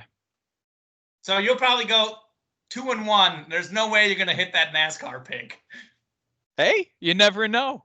So if you hit it and someone watches this show and bets it, they will owe money to you. Well, yeah, I mean, if you bet 100 on Denny Hamlin and he wins the race, you win 450. I'd say that's a pretty good day. So you're going to throw $100 on a guy versus the field in NASCAR. That's just an example to make the math easy. Mm-hmm. Okay. Yes. Since we're not mathematicians here, we're journalists. Okay, that's true. This is true. Wow. Well, I'm very impressed with what you came up with, Drew. I love it. Well, good. You were looking forward to this the whole show, weren't you? Absolutely. This is part of the show. I just told my roommates if they're going to listen to this part. So you're just like, let's get the rest of the show done with. Let's get to the end. Oh, we're only an hour 30 in? That's not bad. I thought it was going to be another 4-hour show. No, we're good. We'll make it under 2 hours. I got Barcelona soccer to watch at 2 o'clock here. And might be a lock, though. Who knows? PSG Man United, which is one of my locks. Should I go into it? Do it. All righty. So I'll start with my first lock of the week. We got PSG coming off a Champions League final loss to the great Bayern Munich out of the French league, playing washed up Manchester United. They're almost the Dallas Cowboys of soccer. Not quite as bad, but they're that traditional powerhouse. I'd say they're more like Texas, where they've really regressed over the years. They're still decent, but they're not the same team. So the total 3 goals, over under 3 goals. So if there's 3 total goals scored, it's a wash. If you get 4 goals, you win. So you had Manchester United recently playing Tottenham, gave up 6 goals alone. The Manchester United defense in a recent game gave up 6 goals, folks. Meanwhile, you've got PSG over there with, I call them the LeBron James and Anthony Davis combo of soccer. You have Neymar and Kylian Mbappe, 2 of the top 5 players in the world. We just had the international break. Neymar went out there, scored 3 goals for Brazil. Mbappe scored for France. They rested Neymar because of a minor injury their last league game. Mbappe scored 2 goals alone in that game. They scored 4 as a team. I just don't see a scenario where there's not at least 4 goals in this game. I think Mbappe and Neymar might each score 2. We're looking more like a 4-1 final because Man United are always gifted penalty kicks. It's the running joke in soccer. Did Man United get a penalty that game? So the refs are good for one penalty every game for Man U. In fact, they had a penalty against PSG a couple years ago in the Champions League, which won them that controversial tie. So expect for some revenge for PSG. In fact, it's -1 PSG. I'll give you a bonus on that game. Bet on PSG to win by 2 goals. But the lock is PSG Man United over 3 goals. Second lock of the week. Bills -11 over the Jets. Now, this is a line that I saw. Then they took off the line, so they may be adjusting it because of the game yesterday. I don't know what they're doing. The line could move to 12. It could move to 13, and I'm still taking the Bills. You had the Jets just lose 24-0 against the Dolphins. They didn't score a single point. Are you kidding me? These guys are scoring 13 points a game. They've lost every game this year by double digits except for one when the Broncos were on like their third string quarterback, and they still lost that home game by 9 points. So the Bills have lost 2 straight games. People are saying, is Josh Allen exposed? He can't beat a good team. Well, maybe he can't beat a good team, but he can certainly beat a bad team. I think the Bills are going to be angry over their last 2 losses against Tennessee and Kansas City. Expect them to win by at least 2 touchdowns, if not more, easily covering the 11-point spread. And for my third and final lock of the week, I'm going to go with the Carolina Panthers plus 7.5 against the New Orleans Saints. You look at Carolina, they're 3-3. They've had a pretty solid season. They've only lost by more than a touchdown once this whole season, which was against the Tampa Bay Buccaneers, which was a garbage time touchdown at the very end by LeGarrette Blount. I believe it was Blount. That whole game was close the whole way. They've been in every game this year. They've either won it or they've kept it close against everyone. Meanwhile, New Orleans is not quite the juggernaut we've seen in recent years. They're right around 500 themselves this year. The last couple wins, they won by 6 points against the Lions, by 3 points against the Chargers. I think Drew Brees' arm has fallen off a little bit. That defense has been disappointing. I think New Orleans should win the game, but 7.5-point favorite, that's a pretty big line for 2 teams who have roughly the same record and success this year. I'm taking the Panthers plus the points, 7.5. All right. So for my picks, I am a big fan this week, it looks like, of over-unders, Thursday night football. Ooh. We've got the Eagles and the Giants facing off. Miles Sanders, last I checked, is questionable. Outside of him, that Eagles offense is rough. And with the Giants, without Saquon Barkley, their offense is rough. I'm going to take the under on Eagles and Giants at 44.5. I'm sourcing that at my bookie, so if there's a different number out there, I haven't seen it. That's just where I'm getting this. Acceptable. So I'll take the under for that. Hold on. Ask Drew how I feel about unders. Drew, how do you feel about? How does Common feel about unders? He's not a fan of unders. Hate him. He is part of the overs club, as they call it. I just think it takes a special kind of twisted person to root for an under in a football game. I mean, one of the greatest games I've ever watched was Alabama LSU 9-6. That was incredible. That was boring. It was not boring. It was a great game. It takes a certain level of appreciation, I'll grant you. I enjoyed it too. But no, I'll take the under on the Giants-Eagles. Not that I'm rooting for it to happen. I just think that on a short week with injuries and just bad offenses, it's going to be tough to clear 45 points. And the Giants are pretty good on defense, actually. A little surprisingly so. Yeah, they've been good. I would actually probably agree with that, but I'm going to cheer against it just because I can't stand unders. That's fair enough. Please the tell other me you've got at least under. one over. I do have an over on this next one, Lions-Falcons. That's going to be a high-scoring game because you're going up against 2 teams that seemingly don't want to play good defense. I have that over at 56.5, so I'll take the over on that game. And the then Falcons just put on a show this last week on Mhm. offense, as did the Lions. They both went over 30 points. Yep. And so they I have both got good quarterbacks and bad defenses, as you said. a That's little fair. bit of recency bias, but that's what I'm going to go with. And then I'm going to throw in, I almost put in Syracuse to cover the 45-point spread on Clemson. Don't do it. But instead, I'll stick with the NFL. And actually, I think I have a little bit better value than you do, Comment. I have the Bills covering 10.5. Okay. So I have a slight edge on the value there. And I couldn't find this. I looked and looked, and I couldn't find this to find odds that Adam Gase would be fired after losing to the Bills by double digits this week. I couldn't find those odds anywhere. Take them. Take the odds. But It's if got to go. that's the bonus. If I could find it, that would be the bonus pick. Hey, I don't know if you guys remember this, but Brett Bielema got fired walking off the field with Arkansas a few years ago. I would have fired Adam Gase in the middle of the fourth quarter of that game. I would have called him up and said, "Coach, you're out. See you later." He's got to go. There was actually a graphic that they showed in the last 4 to 5 years, whether it's been an offensive coordinator or the head coach, his offenses have been in the bottom 5 to 10, and every year it's like decreased. They went from like 29th in the NFL to 31st to last, and I think they were last year. They're last this year. He's got to go. Granted, they don't have a ton of great talent, but you have to be able to cobble something together, and he simply hasn't. And that's not even going into the locker room problems that he has. Jamison Crowder, their top receiver. Yeah.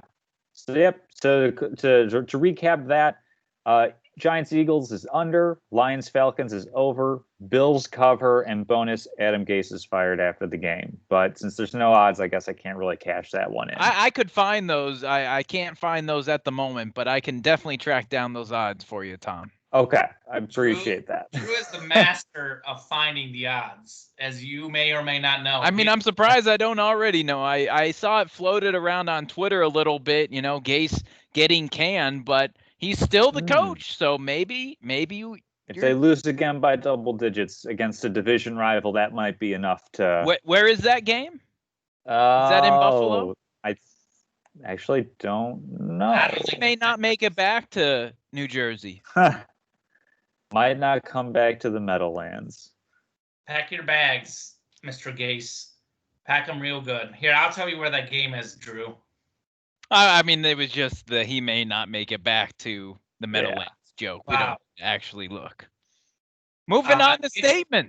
The game is in New York. Oh, it's in Buffalo. Yes.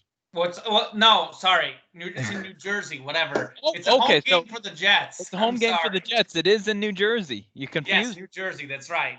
Home game for the Jets. The New York Jets that play in New Jersey. Yes. Well, then he can take the subway home or whatever public transit they have there in New Jersey. Maybe he'll walk home. Walk of shame. I mean, they have public transit there. He doesn't need to walk. I don't know. Well.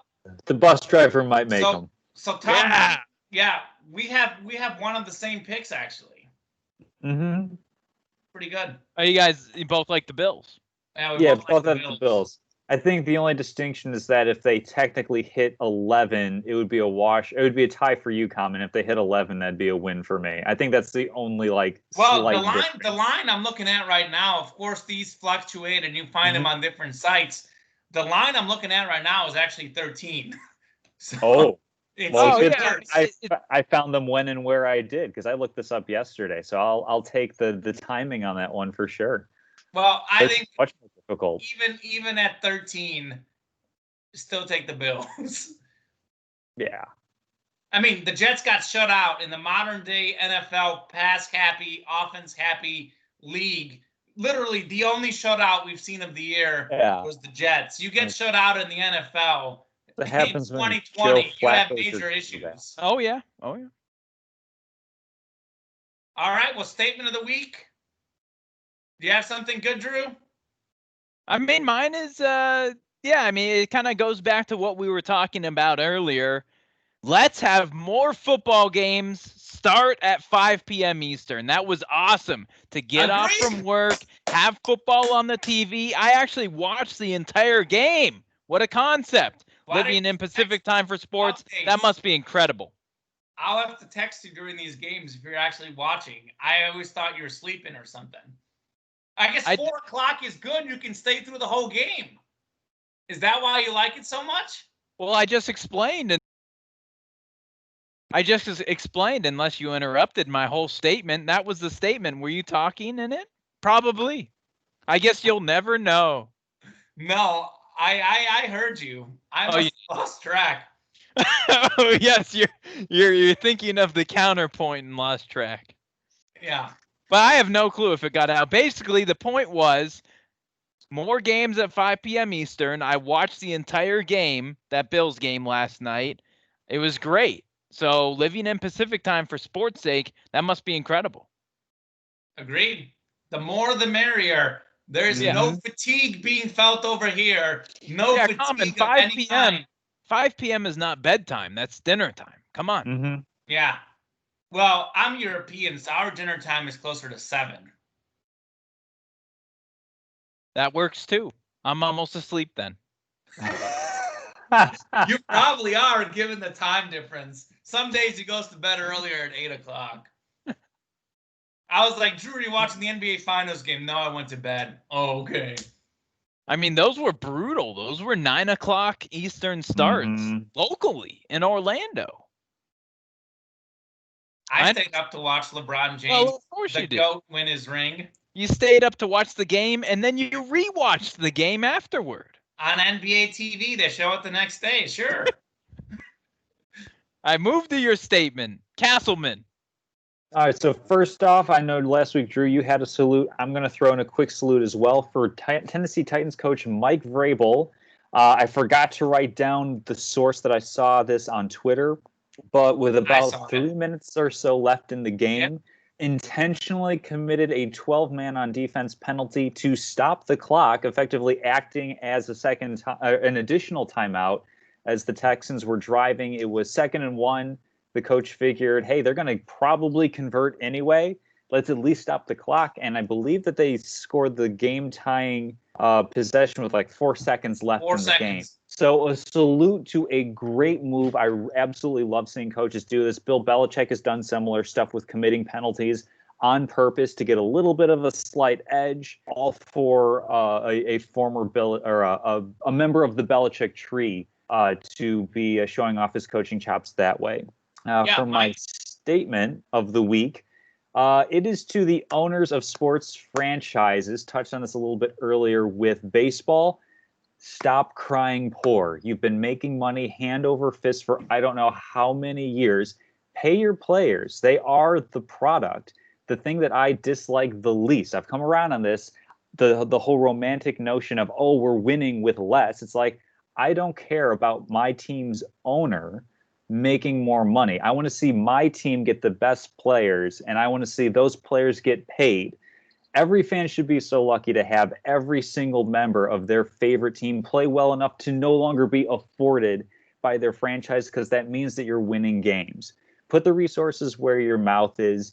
Win the games, win championships, uphold a good faith relationship between people. Spend their hard-earned dollar to go to 162 baseball games, 16 football games, 82 basketball games. Cut all those numbers in half because only half of those are at home.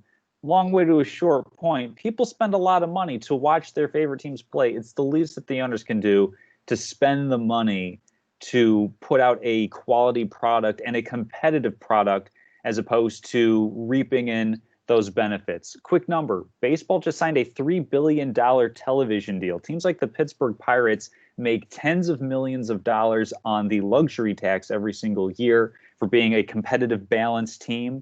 And it's a beautiful ballpark from what I've heard. I hope to go there someday.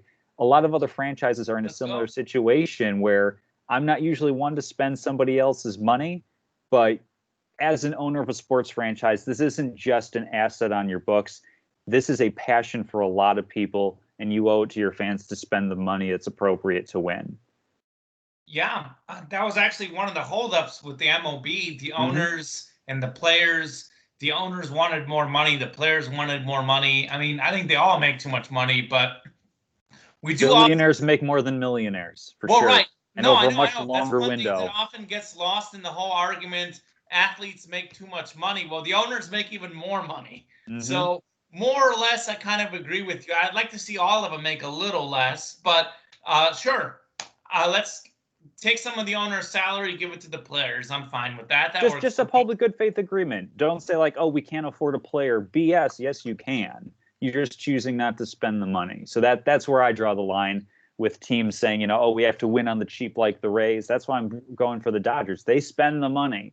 They uphold that good faith agreement with their fans. That's fair. Statement of the week time for Kamenev. I've been waiting all show for this. My statement of the week. The Pittsburgh Steelers will win the AFC North, toppling the Baltimore Ravens.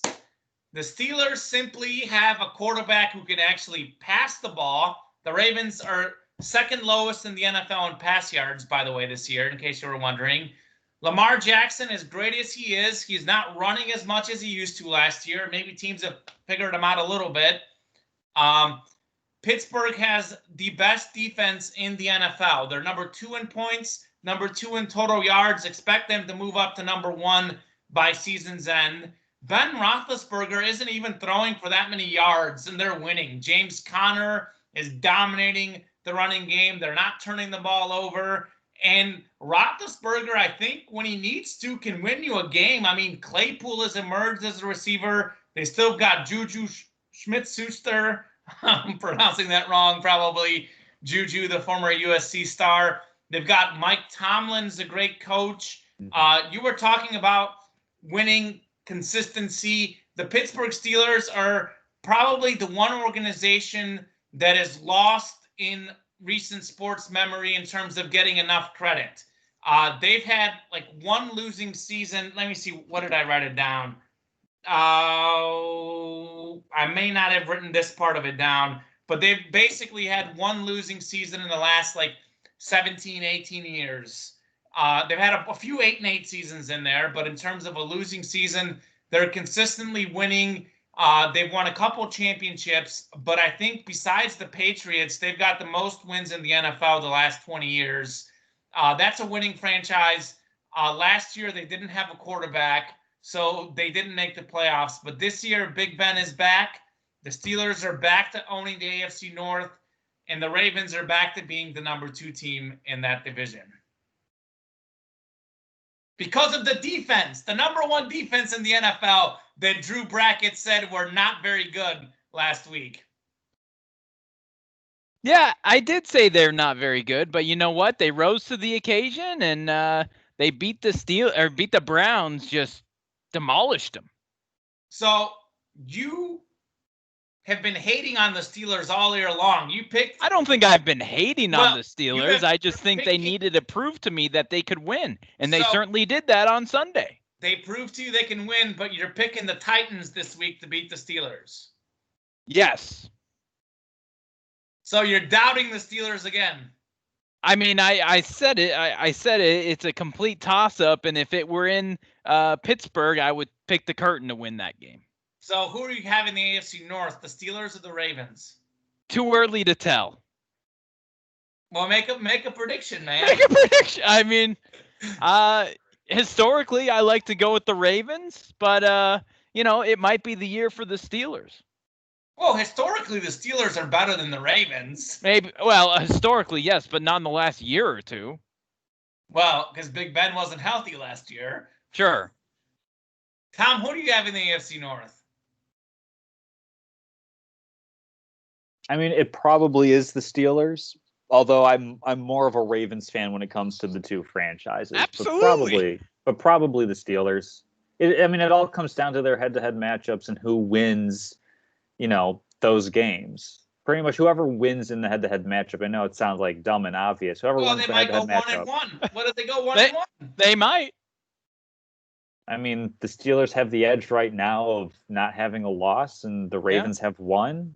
So I guess, yeah, but it's like I'm kind of with you on this one. It's a bit of a toss up. We'll have to wait and see how things develop. I'm looking forward to it. So I'm by the way, I'm keeping tabs on the teams you guys underestimate. So I've got Drew as the Steelers hater, and I'm not a Steelers hater. And Tom is the Titans hater. I just don't understand how their quarterback is so good. It doesn't make sense to me how they're able to put up points the way they are through the air. The running game is fantastic. Derrick Henry's been, oh my God. The once upon a time wide receiver early on in his college career at Texas A&M, Ryan Tannehill? Yes, I guess. Do you know they had an interview with Derrick Henry last year, and there were rumors of Brady to the Titans, and you know what Derrick Henry said? He probably said no. He said, I don't want him. I want Ryan Tannehill.